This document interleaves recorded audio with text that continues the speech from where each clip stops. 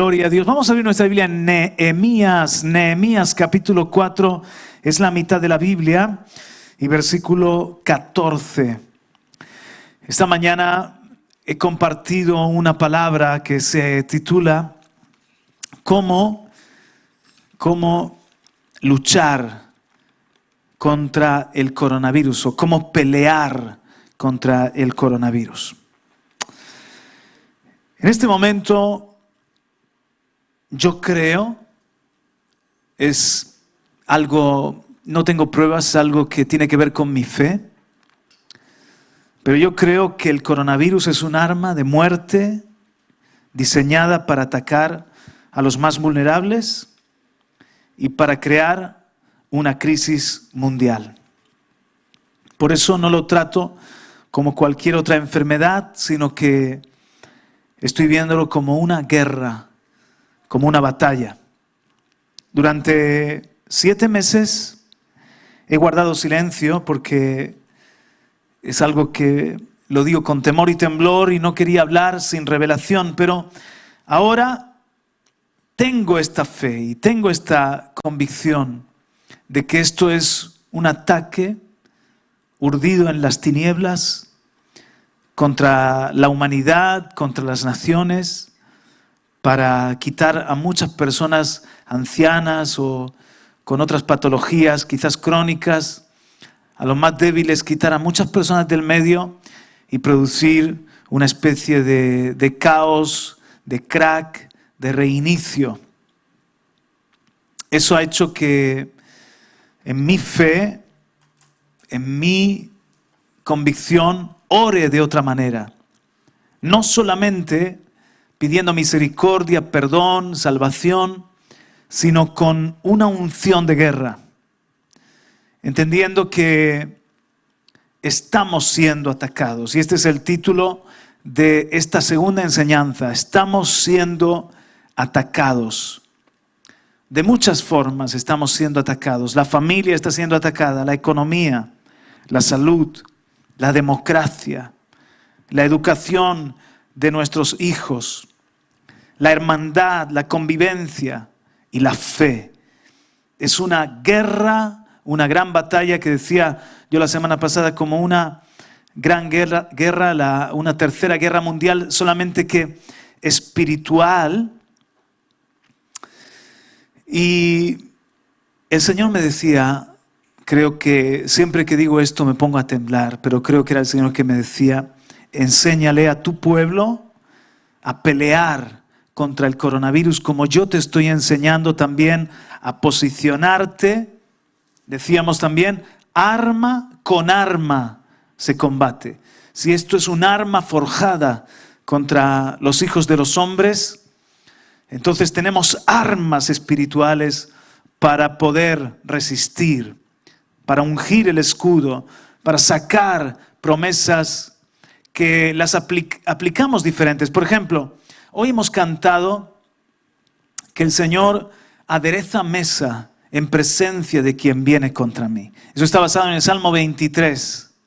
Tú aderezas mesa en presencia de mis angustiadores. Si estamos en una guerra y hay un ataque, hay enemigos reales contra las naciones, enemigos reales espirituales y también en todo orden, en el campo de las ideas, en el campo de la economía. Hay gente que quiere no democracia sino dictadura, no prosperidad de los pueblos sino subyugar, no que tengamos libertad de expresión y de culto, sino una dictadura de ideas y que no haya tal libertad de expresión, etc. Esos son angustiadores enemigos.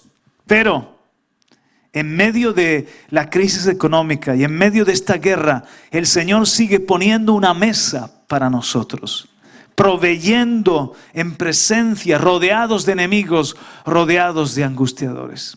Por ejemplo, el Salmo 91. Cuando leemos el Salmo 91 y entendemos que hay lazos de cazadores que quieren cazar, la pornografía de la que he hecho mención ahora, que queremos ayudar a hombres a ser libres de esa adicción, no deja de ser un lazo del cazador, la pestilencia, la peste destructora.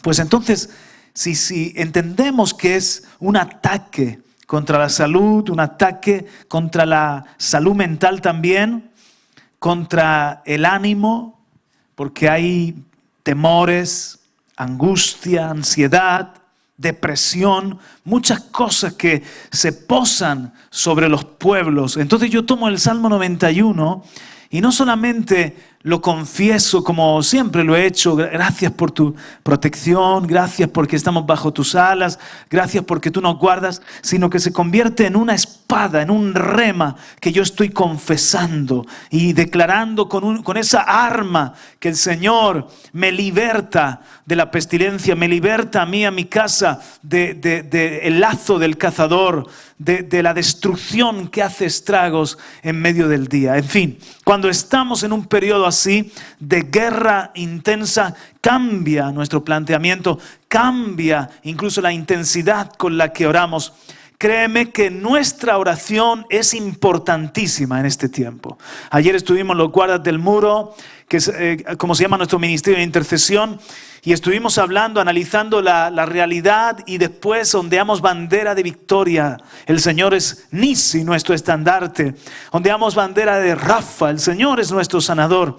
Estuvimos orando para que Dios ayude a los gobernantes, a los políticos, a los periodistas que sigan informando con rigor, a los profesionales de la salud para que hagan bien su trabajo. Estuvimos orando por las iglesias, por los pastores, por los ungidos. Estuvimos orando por los niños. Ayer era un día, ya sabéis, Halloween, cubriendo a la nueva generación que es uno de los blancos siempre del reino de las tinieblas. Y nuestra oración trae una cobertura sobre nuestros territorios. Ahora voy a hablaros un poquito más acerca de esto. Si estamos siendo atacados, debemos saber cómo defendernos. Entender esta guerra y saber cómo defendernos. Por ejemplo, si esto viene de Dios, el coronavirus y esta pandemia, hay que aceptarlo con la humildad de Job. Job fue atacado por el diablo. El diablo fue quien atacó su finanzas, luego su familia y por último su salud. Pero por encima estaba Dios, ¿verdad? Por encima había un plan y un propósito de Dios. Y la paciencia y la perseverancia de Job es una enseñanza para nosotros. Si creemos que esto está siendo un juicio enviado por el Señor, un trato de Dios con las naciones, pues entonces nos queda acatarlo con la humildad de Job o con el consejo de Jeremías, cuando por ejemplo los caldeos venían en contra de Jerusalén. Y Jeremías era un profeta que estaba diciendo: no hagáis guerra, no resistáis, entrad en un acuerdo de paz. Al mismo rey Sedequías hace un pacto con Nabucodonosor porque Dios ha establecido 70 años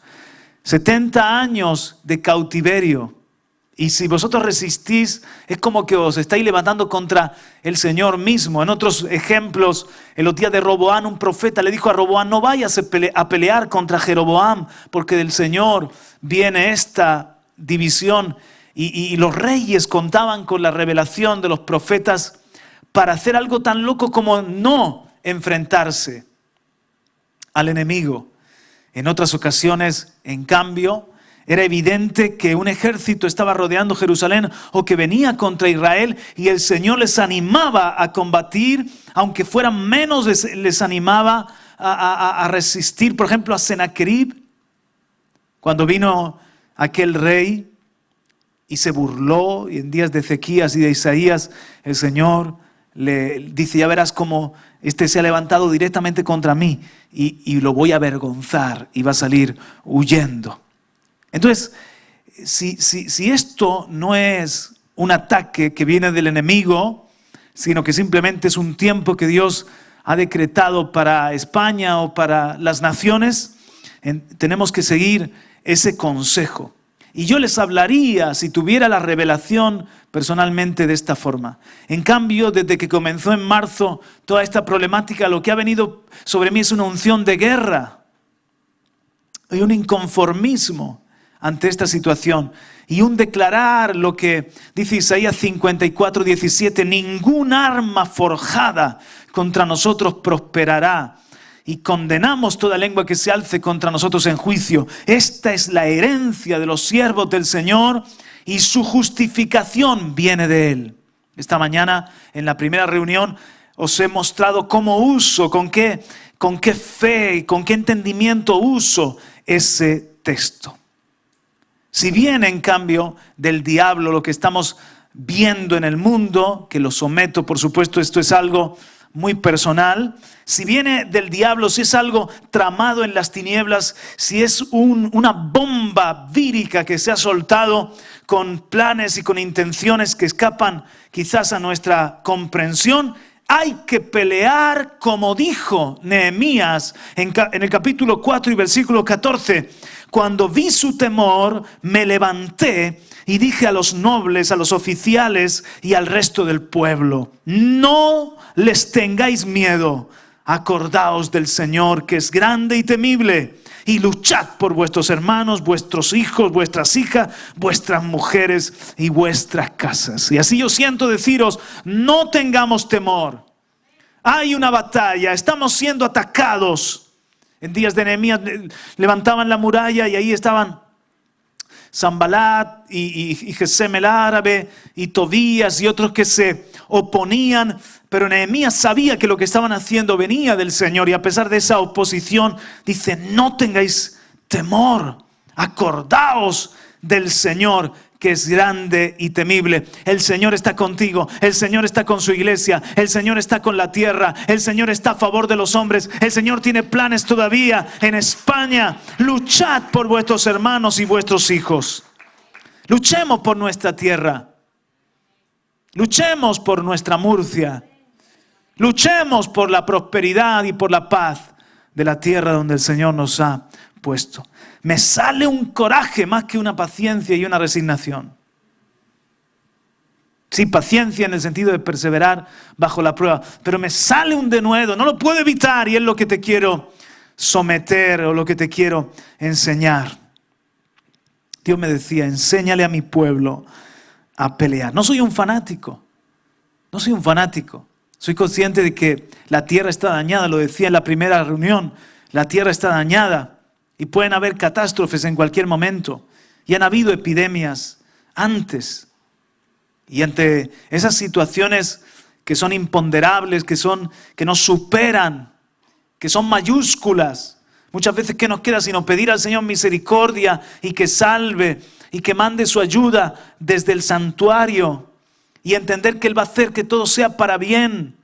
Pero hay algo más en esta epidemia. Hay algo más que yo siento. Como digo, creo que ahora la guerra no es tan evidente como en la Primera y Segunda Guerra Mundial. Creo que la guerra es más sutil y es una combinación de muchos factores. Ven conmigo a Lucas capítulo 13 para que veamos una situación en la que el planteamiento afectó lo que el maestro hizo. Lucas capítulo 13 y versículo 10.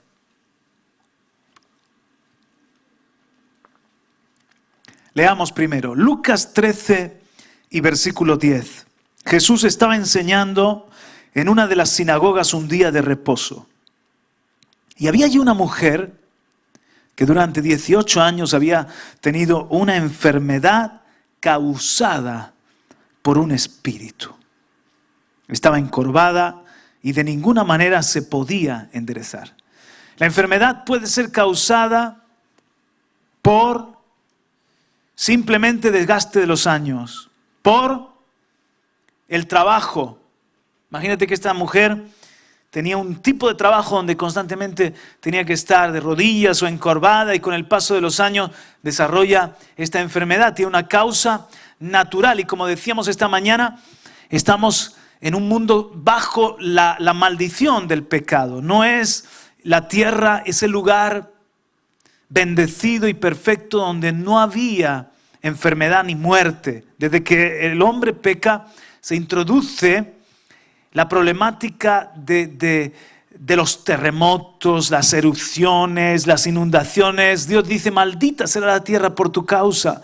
Has dado lugar al reino de las tinieblas que se sitúe en el planeta Tierra, y tú que eras una autoridad sobre este mundo, yo te lo encargué. Tu pecado afecta a la tierra, daña a la tierra, de manera que trabajarás con el sudor de tu frente y la tierra producirá espinos y abrojos. Dice Romanos que la tierra sufre dolores de parto, está esperando ser rescatada de la corrupción en la que se halla la libertad gloriosa de los hijos de Dios. Eso incluye muchas cosas, mis hermanos. Eso incluye que se ha dañado lo perfecto y hay enfermedades que ahora son parte de nuestra genética, que las heredan nuestros hijos, y no podemos ser de la gente que ve un demonio detrás de que alguien lleve gafas. ¡Fuera, espíritu de miopía! Pues probablemente es una herencia, ¿verdad? Y no podemos ser gente que ve detrás de cada cosa que acontece, detrás de unas inundaciones, el diablo las mandó o Dios las mandó, sino que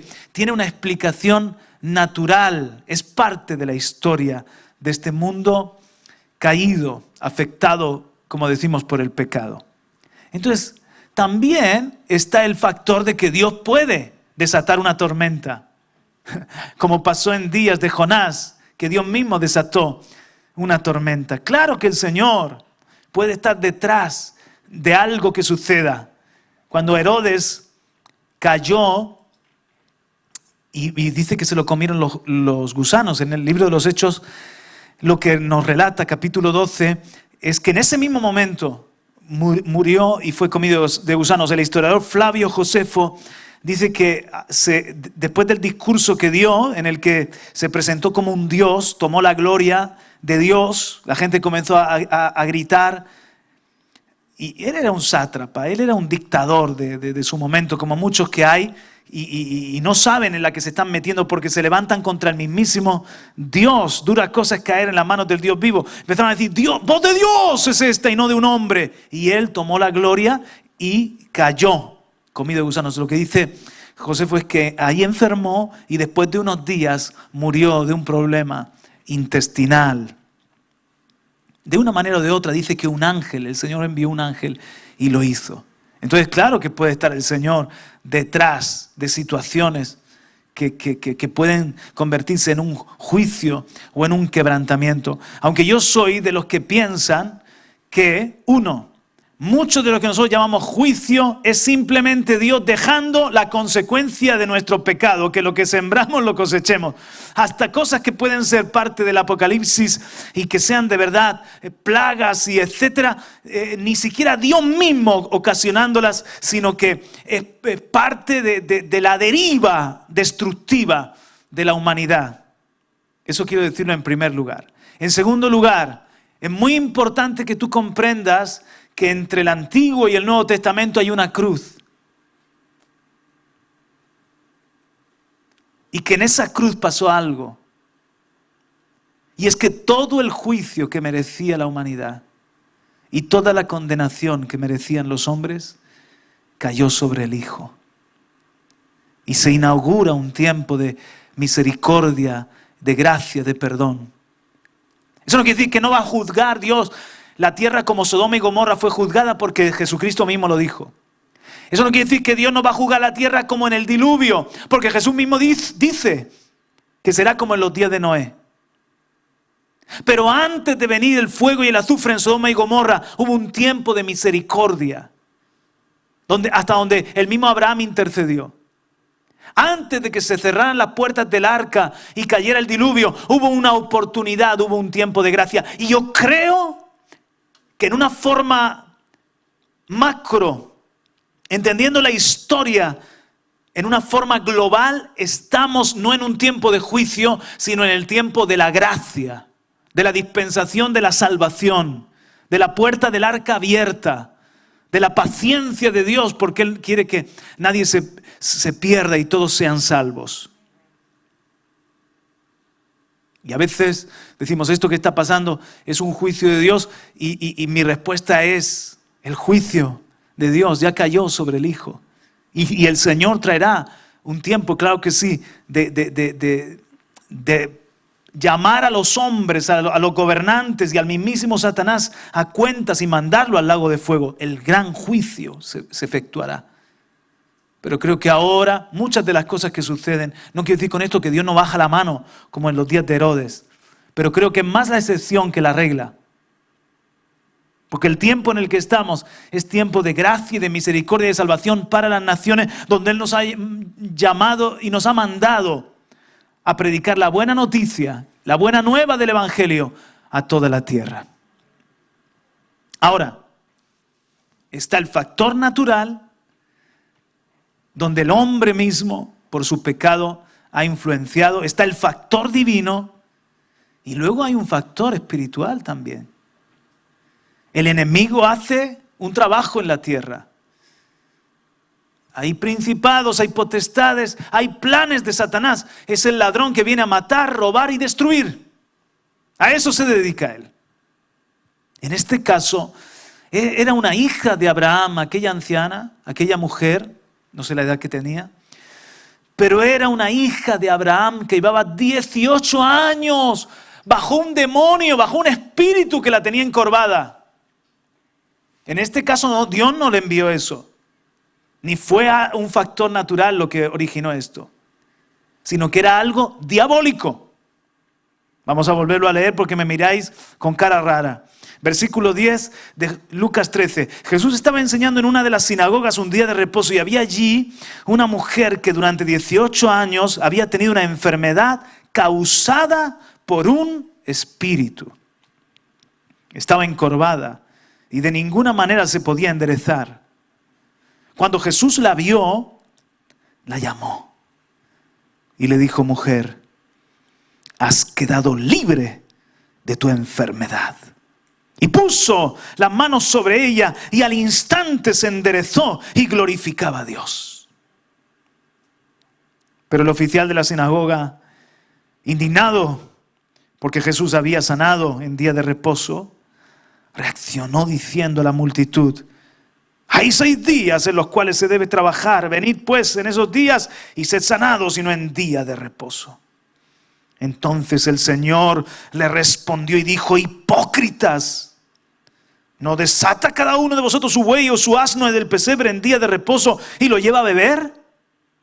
Y esta que es hija de Abraham, a la que Satanás ha tenido atada durante 18 largos años, ¿no debía ser libertada de esta ligadura en día de reposo?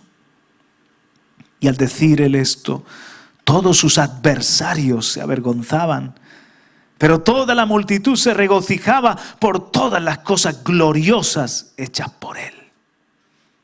Entonces decía: ¿a qué es semejante el reino de Dios y con qué lo compararé? Es semejante a un grano de mostaza que un hombre tomó y echó en su huerto, y creció y se hizo árbol, y las aves del cielo anidaron en sus ramas.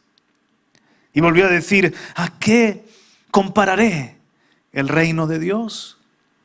Es semejante a la levadura que una mujer tomó y escondió en 3 medidas de harina hasta que todo quedó fermentado. El milagro de esta mujer da paso a la enseñanza que ahora me propongo rápidamente tratar con vosotros. Pero veis, mis hermanos, el mismo diablo tenía un espíritu que hacía que la mujer estuviese enferma, estuviese encorvada. La enfermedad estaba ahí.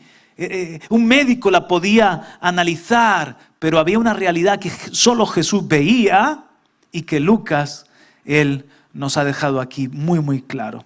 Yo a veces cuando estoy ministrando a alguien, la verdad es que no tengo revelación si lo que tiene es un problema mental o un espíritu de locura. Así que ¿saben lo que hago? Reprendo al espíritu y pido que el Señor sane su mente. A veces no sé si lo que tiene es un problema, un espíritu de enfermedad o una enfermedad simplemente genética que en determinado momento se ha manifestado. Igual, yo reprendo la enfermedad e invoco el nombre del Señor, que Él es sanador, y por las llagas de Cristo fuimos nosotros curados.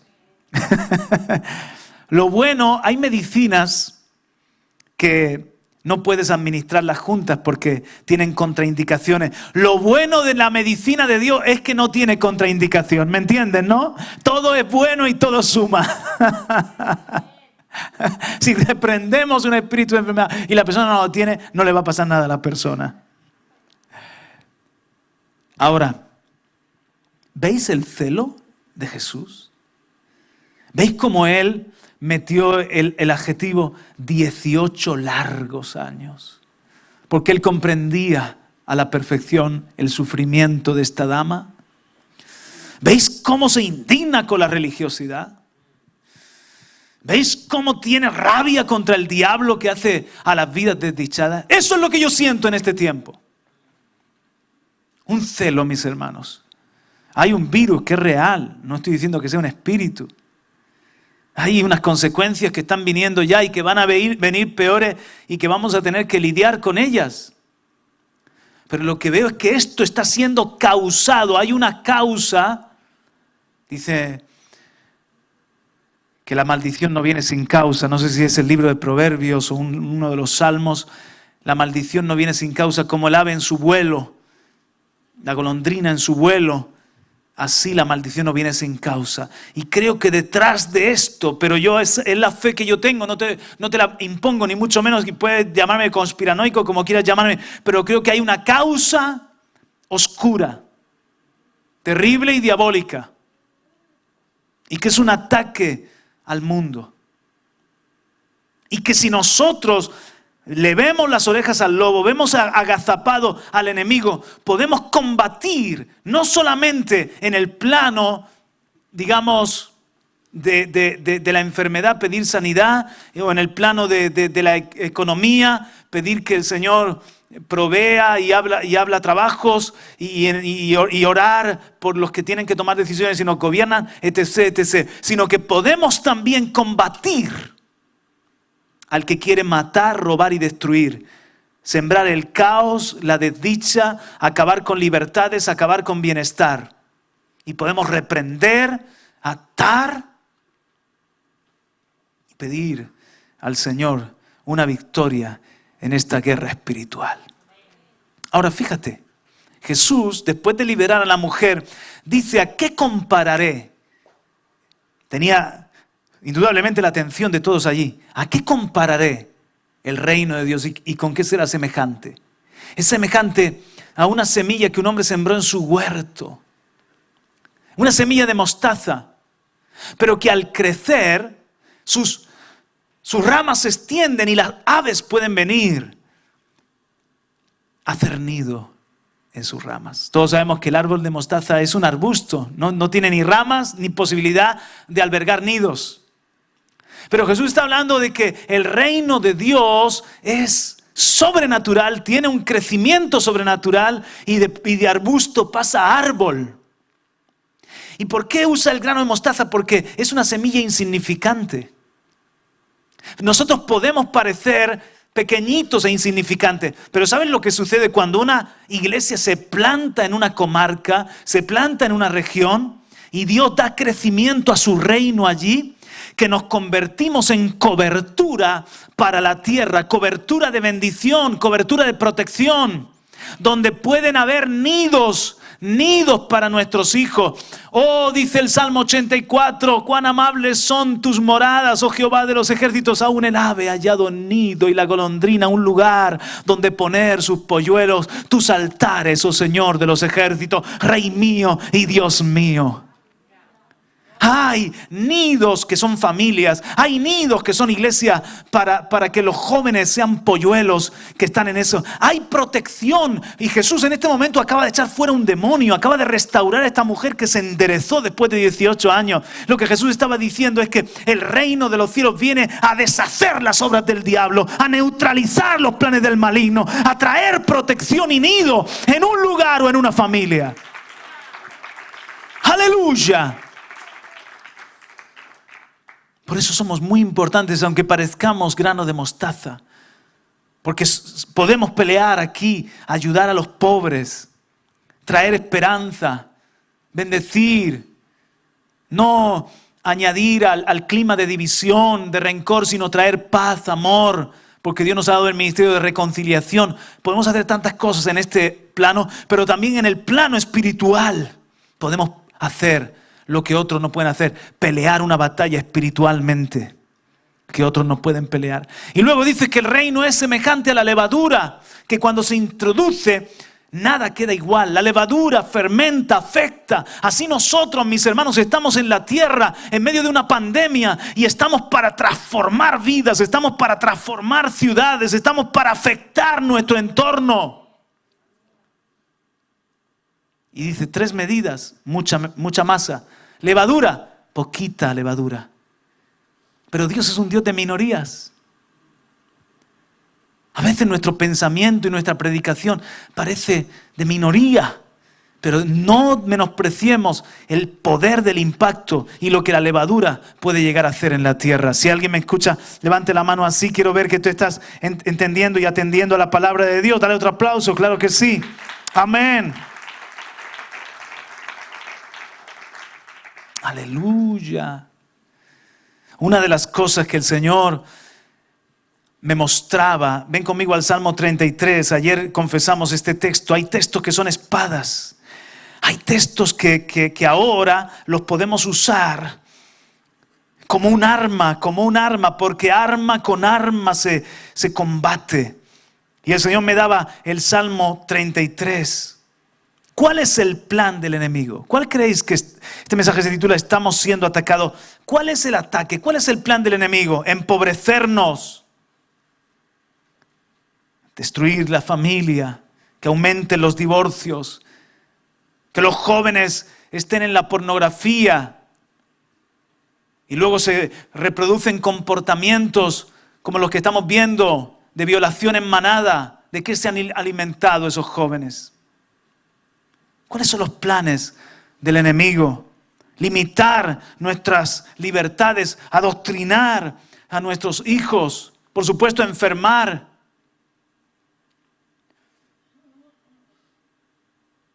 Estamos en un momento en el que los ataques vienen de todo lado. Yo ayer hablaba con los intercesores y hablábamos del futuro de Europa.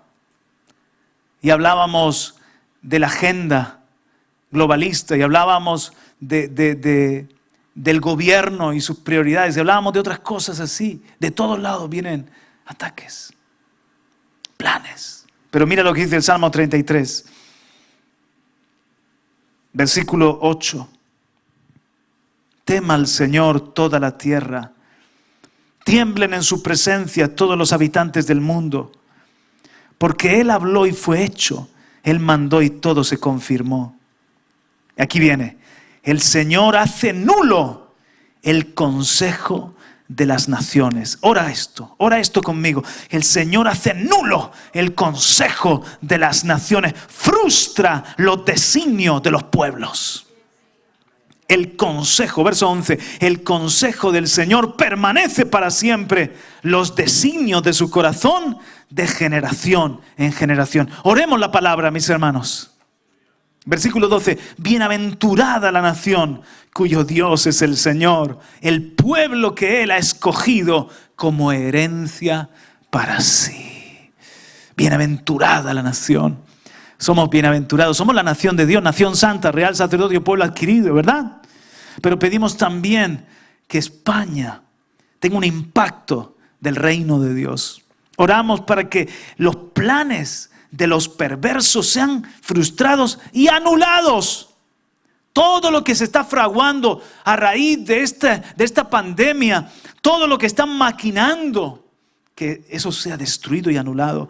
Y el consejo del Señor, los planes, los designios de su corazón.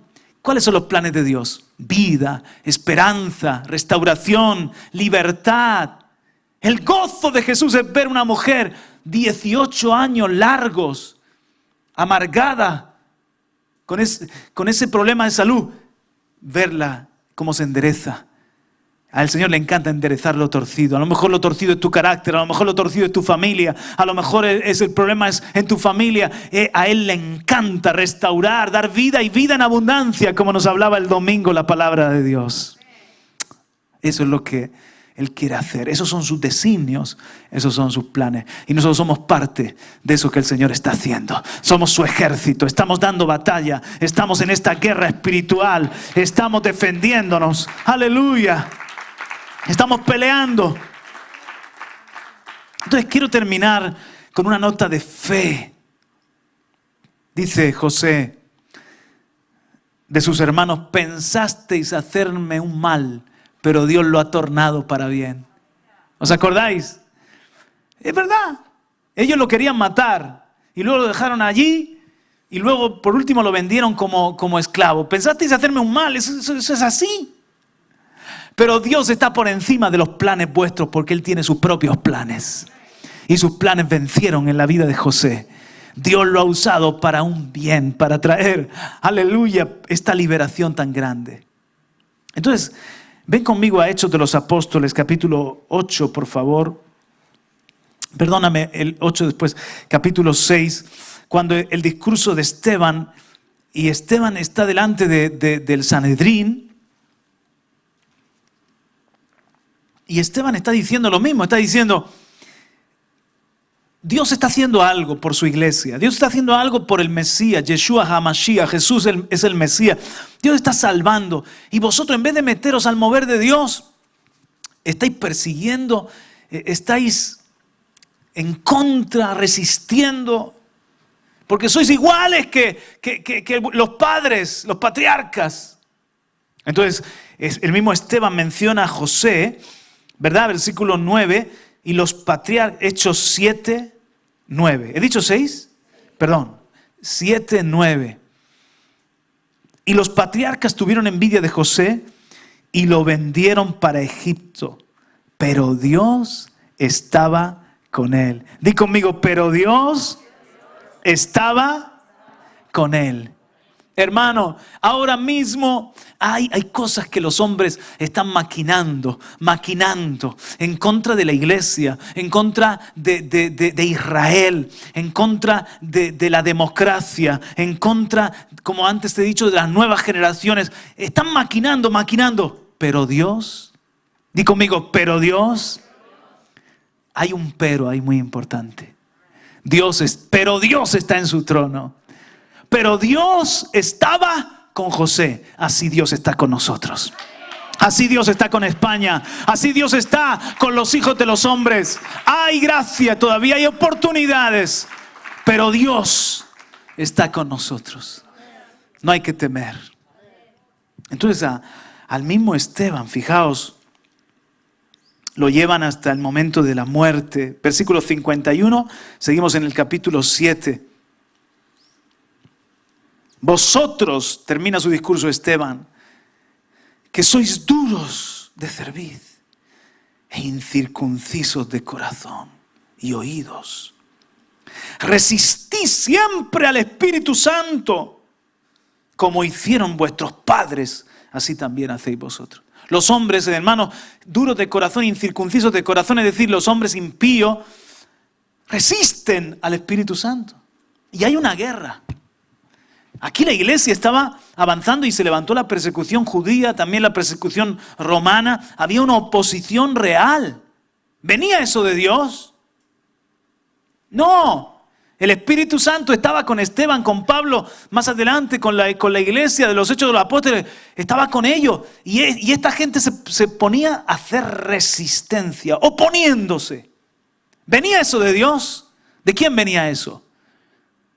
Del mismísimo Satanás, del fanatismo religioso en este caso, y después los intereses romanos. Sin embargo, lo que quiero que veas es cómo Dios usó eso malo, eso que aquí el mismo Esteban muere. Dios dice, ok, ellos han pensado hacer un mal, acabar con los apóstoles, acabar con este testigo Esteban, acabar con el nombre de Jesús, pero yo voy a usar eso para hacer un bien. Diga conmigo, pero Dios. Pero Dios es más sabio que los hombres. Pero Dios frustra el consejo de los hombres y los designios de los hombres los anula para establecer lo suyo. El Señor dice, voy a usar esto para esparcir a mi iglesia, que está concentrada en Jerusalén. Voy a usar esto que ellos piensan que es una bomba de destrucción, yo lo voy a usar como una lanzadera para enviarlos a otras regiones. Entonces con esto quiero que veas, es probable que lo del COVID, que otras cosas que ni sabemos, que lobbies, que gente que está planeando, es probable que muchas cosas ni nos damos cuenta de que, como decía yo a los hermanos, estamos en una Europa que lo más probable es que en unas décadas, si no cambian mucho las cosas, en unas décadas el ser cristiano y predicar el evangelio va a ser algo perseguido. Por cómo se está reconfigurando el pensamiento y la demografía de Europa, es probable que en unos años nos sintamos en otra tierra. Y ser un hijo de Dios auténtico ya es algo que es ir contracorriente, pero va a ser incluso perseguido. Esto está pasando, pero Dios, todo eso que trama el enemigo intentando oponerse al reino de Dios, eso mismo el Señor lo va a usar para bien. Eso mismo va a añadir más gloria a su nombre. Mira, dice Esteban, verso 52. ¿A cuál de los profetas no persiguieron vuestros padres? Ellos mataron a los que antes habían anunciado la venida del justo, del cual ahora vosotros os hicisteis entregadores y asesinos, vosotros que recibisteis la ley por disposición de ángeles y sin embargo no la guardasteis. Al oír esto, se sintieron profundamente ofendidos y crujían los dientes contra él. Pero Esteban, lleno del Espíritu Santo, fijó los ojos en el cielo, vio la gloria de Dios y a Jesús de pie a la diestra de Dios. Y eso es lo que necesitamos ahora, ¿de acuerdo? Esto mismo de Esteban. Necesitamos, 1, estar llenos del Espíritu Santo. 2, fijar los ojos en el cielo para ver la gloria de Dios. Y 3, entender que Jesús está en pie a favor de la obra, a favor de la tierra. Jesús está en pie a favor de los hijos de los hombres.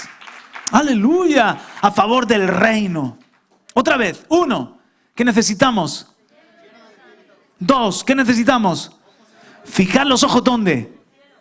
Y ver qué cosa tenemos que ver. La gloria de Dios. 3, tenemos que darnos cuenta de que está Jesús en pie. Jesús está en este tiempo en pie. 56.